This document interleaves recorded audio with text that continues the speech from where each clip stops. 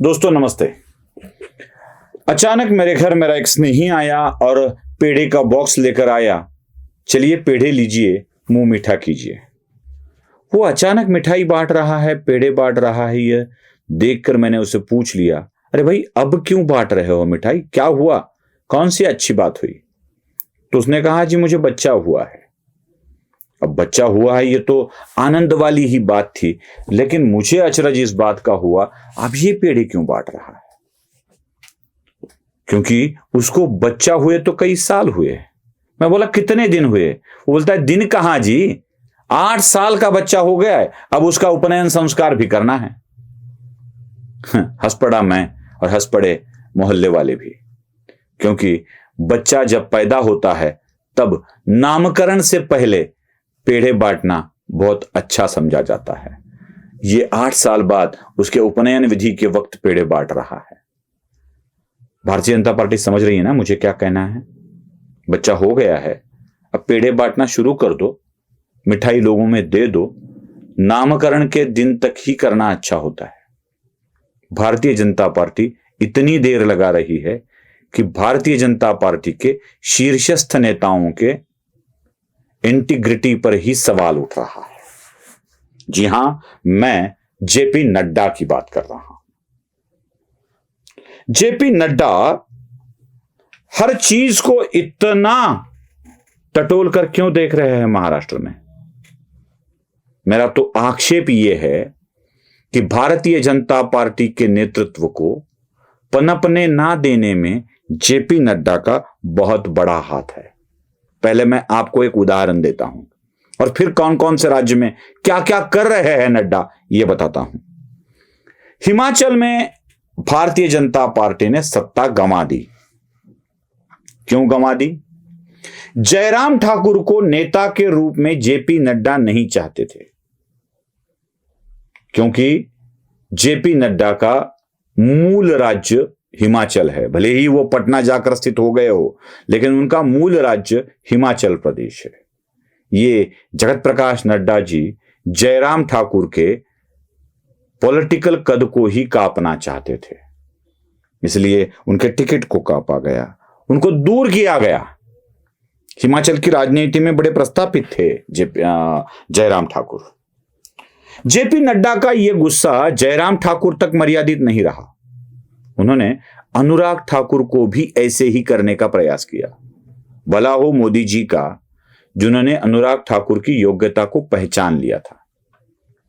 अनुराग ठाकुर क्या करते हैं पता है आपको? क्या क्या किया है उन्होंने? अनुराग ठाकुर पहले बीसीसीआई में घुसे, वो भी पूर्व वित्त मंत्री के, जो अभी नहीं रहे इस दुनिया में, अरुण जेटली जी, उनके साथ उन्होंने बीसीसीआई में प्रवेश किया और बीसीसीआई में प्रवेश कर कर उसको इतना हाथ में ले लिया, वहां पर इतना ये बना लिया कि परिवार के लोगों को वहां चांस मिल सके। जब बीसीसीआई में पूरी अनुकूलता प्रदान हो गई अनुराग ठाकुर को, तो अनुराग ठाकुर ने बीसीसीआई को जय शाह के हवाले कर दिया। अमित शाह के बेटे जय शाह बीसीसीआई को अपने कब्जे में कर लिए। यहां तक कि जय शाह के साथ साथ आशीष शेलार को भी, जो भारतीय जनता पार्टी के प्रमुख नेता है, उनको भी इसमें चांस दे दिया और आशीष शेलार भी आज बीसीसीआई के बड़े व्यक्ति बन चुके हैं।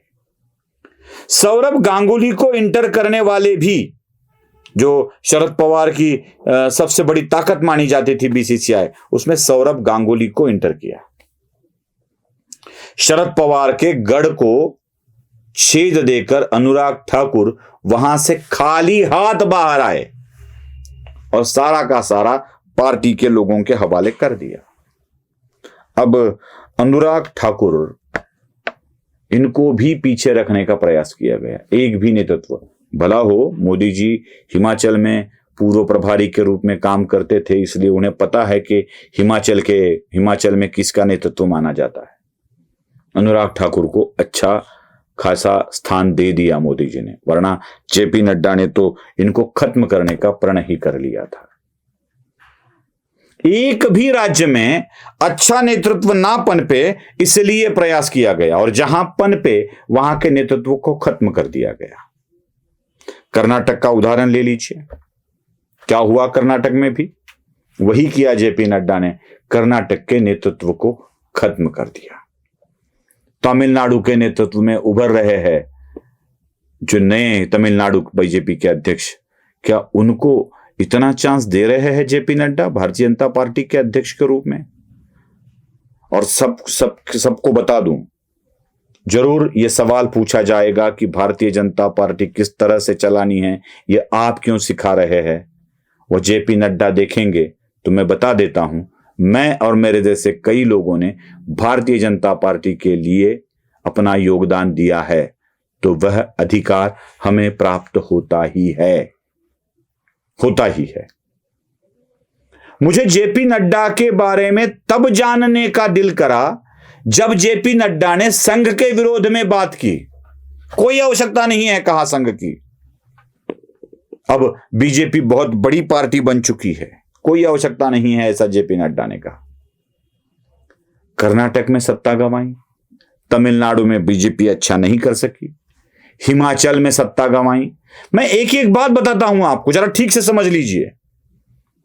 जेपी नड्डा के नेतृत्व ने ही भारतीय जनता पार्टी ने लोकसभा में अपना बहुमत गंवाया। जो 14 में मिला था, जो 19 में मिला था, स्पष्ट बहुमत मिला था भारतीय जनता पार्टी को, वह बहुमत जेपी नड्डा के नेतृत्व में ही गंवाया गया। तमिलनाडु जीतने का चांस भारतीय जनता पार्टी ने गंवाया। हिमाचल प्रदेश जैसे राज्य में जो भारतीय जनता पार्टी की सरकार थी, जेपी नड्डा के एक अहंकार ने उसे गंवाया।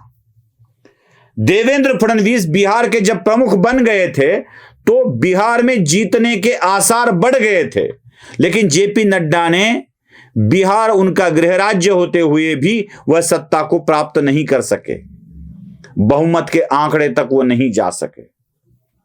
बिहार ले लीजिए, तमिलनाडु ले लीजिए, महाराष्ट्र ले लीजिए, हिमाचल ले लीजिए, या उत्तराखंड में फैलाए जाल को ले लीजिए, इन सभी राज्यों में जेपी नड्डा अपना करिश्मा दिखा नहीं पाए। क्या तेलंगाना में जीत मिली भारतीय जनता पार्टी को? जैसे जैसे भारतीय जनता पार्टी राज्य जीतती है, जो राज्य जीते हैं उसके परिणाम अलग है, उसके कारण भी अलग है। महाराष्ट्र की जीत 137 सीट की जेपी नड्डा के कारण नहीं मिली है, जेपी नड्डा नहीं थे, यही कारण है। थोड़ा साफ बता दूं, यही कारण है। तो जेपी नड्डा जैसे नेता अपने ही पार्टी में अपने ही लोग बड़े नेतृत्व में न आए, इसलिए कुछ कर रहे हैं क्या? और बीसीसीआई की एक बात बता दूं आपको, बीसीसीआई परिवार के हाथों में आ गया, इसलिए आईपीएल में बांग्लादेश के क्रिकेटर्स को नहीं खिलवाया जाएगा, यह कह चुके हैं जय शाह। एक बात बता दूं आपको, पाकिस्तान को भारत ने साफ साफ तौर पे कह दिया है कि पाकिस्तान के साथ पाकिस्तान में मैच नहीं होंगे, हाइब्रिड होंगे, मैच तो होंगे, वो फॉर्मूला इस्तेमाल किया जाएगा। लेकिन जेपी नड्डा इन सब को, यह ताकत देने वालों को कमजोर करते आ रहे हैं। वह नहीं चाहते कि कोई अलग राज्य से अलग नेता खड़ा हो, शायद यही मन में आता है। तो जेपी नड्डा जी, आपसे निवेदन है कि कार्यकर्ताओं ने, हिंदुओं ने एकत्रित आकर भारतीय जनता पार्टी को 132 सीटें, चाहने वालों को 5 सीटें और 220 से ज्यादा अपने अलायंस को सीटें दी है। यह बड़ा यश है। कृपया इस यश को आप खत्म ना करें, जितना जल्दी हो सके उतना जल्दी निर्णय दे, वरना नड्डा का खड्डा पार्टी को डुबा देगा। नमस्ते।